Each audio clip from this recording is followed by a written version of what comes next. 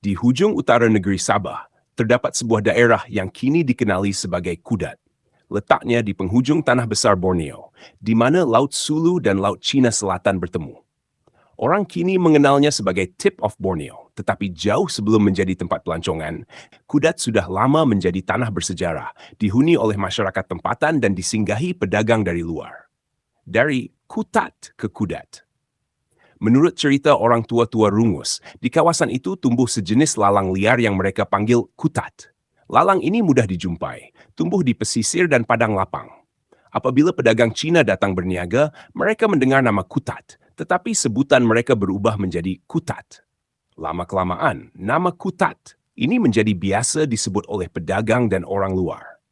Bila pihak British North Borneo Chartered Company datang membuka pentadbiran mereka pada tahun 1881, mereka menulis nama itu sebagai Kudat, dan sejak itu nama Kudat kekal hingga hari ini.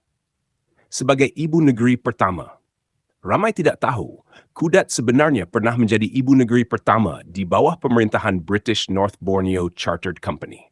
Lokasinya strategik kerana sudah menjadi tempat persinggahan pedagang dari Sulu, Brunei dan China sejak lama.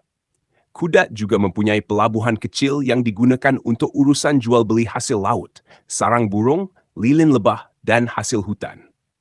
Namun, selepas beberapa tahun, British memindahkan pusat pentadbiran ke Sandakan kerana pelabuhannya lebih besar dan sesuai untuk kapal-kapal dagang antarabangsa.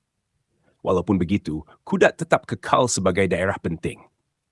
Tanah budaya Rungus Kudat ialah tanah asal bagi suku kaum Rungus, salah satu etnik pribumi di Sabah. Mereka terkenal dengan rumah panjang tradisional, anyaman manik yang halus, dan adat resam yang masih dijaga hingga kini.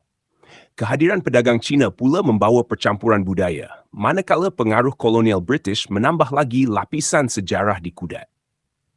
Kesimpulan, asal-usul nama Kudat datang daripada lalang yang disebut kutat oleh masyarakat Rungus. Disebabkan lidah pedagang Cina menyebutnya kutat, dan akhirnya pihak British menulisnya sebagai Kudat. Nama itulah yang kekal hingga kini. Kudat bukan sekadar sebuah daerah di hujung Borneo. Ia pernah jadi ibu negeri Sabah yang pertama, tanah dagangan dan juga pusat budaya masyarakat Rungus.